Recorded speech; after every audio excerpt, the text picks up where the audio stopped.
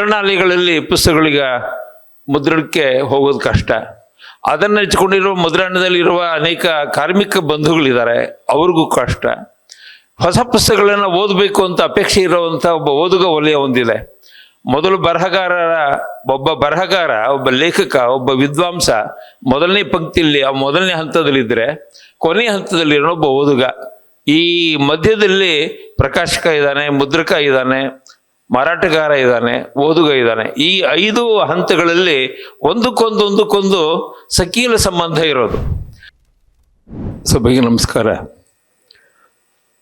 ಈ ಕಾರ್ಯಕ್ರಮವನ್ನು ಉದ್ಘಾಟನೆ ಮಾಡಿ ಅಮೂಲ್ಯವಾದ ತಮ್ಮ ಮಾತುಗಳಿಂದ ನಮ್ಮ ಪ್ರಕಾಶಕರ ಸಂಘಕ್ಕೆ ಮತ್ತು ಲೇಖಕ ಬಂಧುಗಳಿಗೆ ಮಾರ್ಗದರ್ಶನ ಮಾಡಿದಂಥ ಪೂಜ್ಯರಾದ ಡಾಕ್ಟರ್ ಶಿವರಾಜ ಪಾಟೀಲ್ ಸಾಹೇಬರ ನಮಸ್ಕರಿಸಿ, ಈ ಕಾರ್ಯಕ್ರಮದ ಅಧ್ಯಕ್ಷತೆ ವಹಿಸಿರುವ ಗೆಳೆಯರಾದಂಥ ಶ್ರೀ ನಿಡಸಲ್ಪಟ್ಸ್ವಾಮಿನವರೇ ಮತ್ತು ಈ ದಿನ ಪ್ರಶಸ್ತಿಗಳಿಗೆ ಭಾಜನರಾದಂಥ ಎಲ್ಲ ಗೆಳೆಯರೇ, ಈ ಸಭೆಯಲ್ಲಿರುವ ಎಲ್ಲ ಸನ್ಮಿತ್ರರೇ ಮತ್ತು ಪುಸ್ತಕ ಪ್ರೇಮಿಗಳೇ,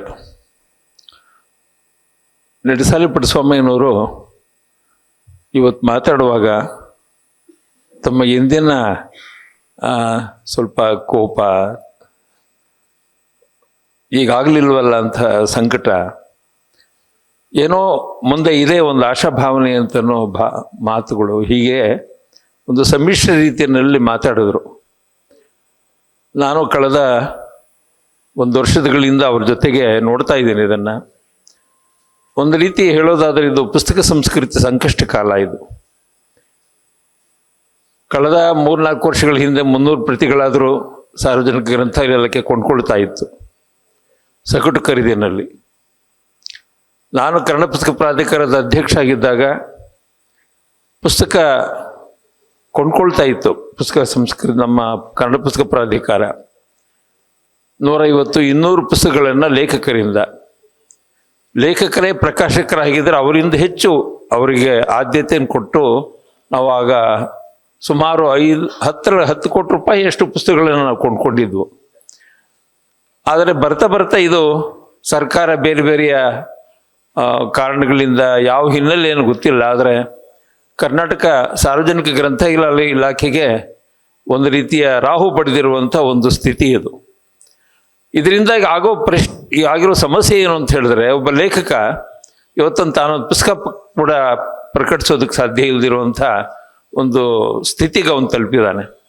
ಪ್ರಕಾಶಕರು ಸಾವಿರಾರು ರೂಪಾಯಿಗಳನ್ನು ಹಾಕಿ ಅದರ ಮೇಲೆ ಪುಸ್ತಕಗಳನ್ನು ಅದರಲ್ಲಿ ರಿಟೇಲ್ ಆಗಿ ಬಿಡಿಯಾಗಿ ಪ್ರತಿಗಳು ಹೋಗೋದು ಒಂದಷ್ಟು ಇದ್ದಾವೆ. ತುಂಬ ದೊಡ್ಡ ಲೇಖಕರಾದರೆ ಬೇಗ ಒಂದಷ್ಟು ಪುಸ್ತಕಗಳು ಹೋಗ್ತವೆ.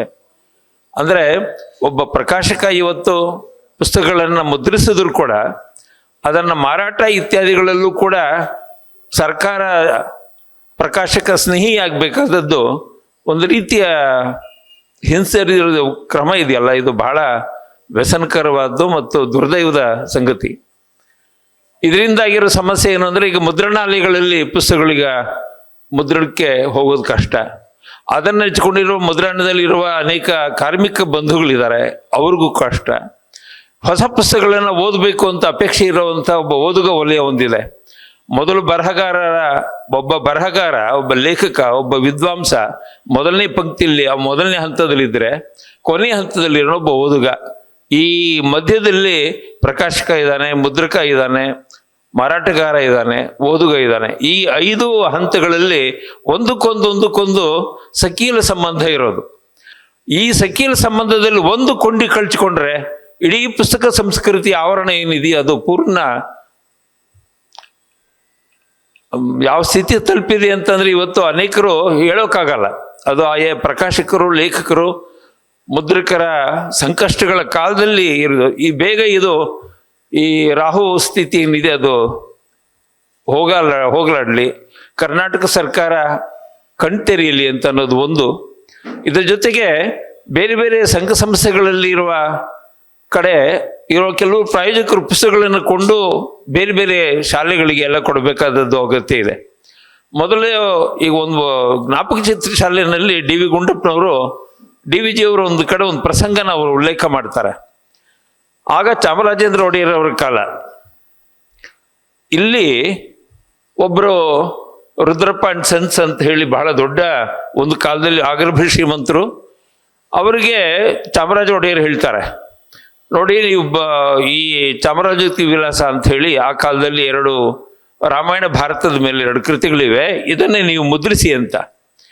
ಆಗ ಅವರು ಚಾಮುಂಡೇಶ್ವರಿ ಮುದ್ರಣ ಶಾಲೆಯನ್ನು ಆರಂಭ ಮಾಡಿ ಅಲ್ಲಿ 2 ಪುಸ್ತಕಗಳನ್ನು ತಗೊಂಬರ್ತಾರೆ. ಅದು ತಂದ ತಕ್ಷಣವೇ ಜನಗಳಿಗೆಲ್ಲ ಅದು ಹೋಗುತ್ತದು, ತುಂಬ ಜನ ಕೊಂಡ್ಕೊಳ್ತಾರೆ ಅದನ್ನೆಲ್ಲ, ತುಂಬ ಕಡಿಮೆ ಬೆಲೆ ಇಟ್ಟು. ಡಿ ವಿ ಜಿ ಅವರು ಹೇಳ್ತಾರೆ ಒಂದು ಮಾತನ್ನ, ನೋಡಿ ಅವತ್ತು ಮಹಾರಾಜರು ಆ ಪುಸ್ತಕಗಳನ್ನು 2 ಪುಸ್ತಕಗಳನ್ನು ರಾಮಾಯಣ ಭಾರತಕ್ಕೆ ಸಂಬಂಧಪಟ್ಟದ್ದು ಮುದ್ರಿಸಿದ್ದರಿಂದ ಅದು ರುದ್ರಪ್ಪ ಅಂಡ್ ಸನ್ಸ್ ಅವರು ಉದಾರವಾಗಿ ಅದನ್ನು ತಮ್ಮ ವೈಯಕ್ತಿಕ ಹಣದಿಂದ ಅದನ್ನು ಮುದ್ರಿಸಿ ಜನಗಳಿಗೆ ಹಂಚಿದ್ದರಿಂದ ಒಂದು ಭಾಷೆಯಲ್ಲಿ, ಒಂದು ಸಂಸ್ಕೃತಿಯಲ್ಲಿ, ಪುಸ್ತಕ ಸಂಸ್ಕೃತಿಯಲ್ಲಿ ಒಂದು ಮೆರುಗು ಬಂತು. ಮುಂದೆ ಅದು ಮತ್ತೆ ಪುನರ್ಮುದ್ರಣ ಆಗಬೇಕು ಅಂತ ಅವರ ನಂತರದಲ್ಲಿ ನಾನು ಅಪೇಕ್ಷೆ ಪಟ್ಟೆ ಅಂತ. ಈ ಸಂದರ್ಭದಲ್ಲಿ ಏನು ಅಂದರೆ, ಯಾರ್ಯಾರಿಗೆ ಈ ರೀತಿ ಪುಸ್ತಕಗಳನ್ನು ಮುದ್ರಿಸಿ ಜನಗಳು ಕೊಡಬೇಕಾದದ್ದು, ಕಡಿಮೆ ಬೆಲೆಯಲ್ಲಿ ಹಚ್ಚಬೇಕಾದ್ದು, ಹಿಂದೆ ಕೆಂಗಲ್ ಹನುಮಂತರ ಕಾಲದಲ್ಲಿ 1 ರೂಪಾಯಿಗೆ 2 ರೂಪಾಯಿಗೆ ಲಕ್ಷ್ಮೀಶ್ವರಂ ಜೈವಿನಿ ಭಾರತ, ದಾಸರ ಪದಗಳು, ಕೀರ್ತನೆಗಳು, ವಚನ ಸಾಹಿತ್ಯ, ಹೀಗೆ ಅನೇಕ ಪುಸ್ತಕಗಳು ಕೆಂಗಲ್ ಹನುಮಂತರ ಕಾಲದಲ್ಲಿ ಬಂತು. ಆದರೆ ಕರ್ನಾಟಕ ಸರ್ಕಾರ ನಂತರದಲ್ಲಿ ಅದು ಯಾತಕ್ಕೂ ಗೊತ್ತಿಲ್ಲ, ಆ ಕರ್ನಾಟಕ ಆಗ ಕನ್ನಡ ಅಭಿವೃದ್ಧಿ ಇಲಾಖೆ ಅಂತ ಇತ್ತು, ಕನ್ನಡ ಸಂಸ್ಕೃತಿ ಇಲಾಖೆ ಆಯಿತು. ಕನ್ನಡ ಸಂಸ್ಕೃತಿ ಇಲಾಖೆ ಯಾವ ಸ್ಥಿತಿ ಬಂದಿದೆ ಅಂತ ಗೊತ್ತಿದೆ. ಅದ ನಂತರದಲ್ಲಿ ಪ್ರಾಧಿಕಾರ ಇತ್ಯಾದಿಗಳೆಲ್ಲ ಬೇರೆ ಬೇರೆ ರೀತಿಗಳಲ್ಲಿ ಅಯೋಮಯವಾಗಿರುವಂಥ ಒಂದು ಸ್ಥಿತಿ. ಈ ಸ್ಥಿತಿ ಮತ್ತೆ ಸಂಗೋಪನೆ ಆಗಬೇಕಾದದ್ದು ಅಗತ್ಯ ಇದೆ. ಅದಕ್ಕೆ ಬೇಕಾಗುವಂಥ ಒಂದು ಚಾಲಕ ಶಕ್ತಿಯನ್ನು ಕೇವಲ ನಡೆಸಲ್ಪಡಿಸುವ ಒಬ್ಬರೇ ಇದನ್ನು ತಮ್ಮ ಮಾತಿನ ವಾಗ್ಬಾಣದಿಂದ ಮಾತ್ರ ಇದನ್ನು ಪರಿಹಾರ ಮಾಡ್ಕೊಳ್ಳೋಕ್ಕಾಗಲ್ಲ. ಕರ್ನಾಟಕದಲ್ಲಿರುವ ಬೇರೆ ಬೇರೆ ಪ್ರಾಂತ್ಯಗಳಲ್ಲಿ, ಬೇರೆ ಬೇರೆ ಭಾಗಗಳಲ್ಲಿರುವ ಪ್ರಕಾಶಕರೆಲ್ಲ ಒಟ್ಟು ಸೇರಿಸಿ ಇದಕ್ಕೆ ಸಂಬಂಧಪಟ್ಟ ಹಾಗೆ ಒಂದು ಸಮಸ್ಯೆ, ಈ ಸಮಸ್ಯೆ ಏನಿದೆಯಲ್ಲ ಆ ಸಮಸ್ಯೆಯನ್ನು ಮೊದಲು ಪರಿಹಾರ ಕಂಡುಕೊಳ್ಬೇಕಾದ ಅಗತ್ಯ ಇದೆ. ಆ ಪರಿಹಾರಕ್ಕೆ ಪೂಜ್ಯರಾದಂಥ ಶಿವರಾಜ ಪಾಟೀಲ್ ಸಾಹೇಬರು ಕೂಡ ಅದರಲ್ಲಿ ಅವರ ಮಾರ್ಗದರ್ಶನವನ್ನು ಪಡ್ಕೊಂಡು ಈ ಕೆಲಸವನ್ನು ಮುಂದುವರಿಸಬೇಕಾಗಿದೆ. ಅಂಥ ಸಂದರ್ಭದಲ್ಲಿ ಇವತ್ತು 5 ಜನ ಲೇಖಕರಿಗೆ ಮತ್ತು ಮುದ್ರಕರಿಗೆ ಪ್ರಶಸ್ತಿಗಳನ್ನು ಈ ವರ್ಷವೂ ಕೊಟ್ಟಿದೆ. ಅವರೆಲ್ಲರಿಗೂ ಮತ್ತೊಮ್ಮೆ ನಾನು ಅಭಿನಂದಿಸ್ತೀನಿ. ವಿಶೇಷವಾಗಿ ಕೆ ಪಿ ರಾಯರು ಮತ್ತು ಜನಾರ್ದನ್ ರಾಯರು, ಅವರಿಬ್ಬರು ಕೂಡ ಮುದ್ರಣ ಕ್ಷೇತ್ರದಲ್ಲಿ ಅವ್ರು ಮಾಡಿದ ಕೆಲಸ. ನಮ್ಮ ಇವರು ಹೇಳಿದಾಗೇನೆ ಮೊದಲು ಕೀಲಿಮಣಿಯನ್ನು ಅಭಿವೃದ್ಧಿ ಪಡಿಸಿದವರು ಕೆ ಪಿ ರಾವ್ ಅವರು. ಅವನ ಪಕ್ಷ ಕೀಲಿಮಣಿಯನ್ನು ಅಭಿವೃದ್ಧಿ ಕೊಡಿಸಿ ಒಂದು ಸಾಫ್ಟ್ವೇರ್ ತಂತ್ರಜ್ಞಾನವನ್ನು ಅವ್ರು ತರದೇ ಹೋಗಿದ್ದಿದ್ರೆ ಕರ್ನಾಟಕದಲ್ಲಿ, ಕನ್ನಡದಲ್ಲಿ ಈ ರೀತಿಯ ಒಂದು ದೊಡ್ಡ ವಿಕಾಸಕ್ಕೆ ಸಾಧ್ಯ ಆಗ್ತಾ ಇರಲಿಲ್ಲ. ಅದು ನನಗೂ ಗೊತ್ತು ಮತ್ತು ಕೆ ಪಿ ರಾಯರಿಗೂ ಗೊತ್ತು. ಅವರು ಈಗ ಆರ್ಟಿಫಿಷಿಯಲ್ ಇಂಟೆಲಿಜೆನ್ಸಿನಲ್ಲಿ ಅನ್ನೊಂದು ದೊಡ್ಡ ಇದರೊಳಗಡೆ ಅವು ಈಗ ನಿಂತ್ಕೊಂಡಿದ್ದಾರೆ.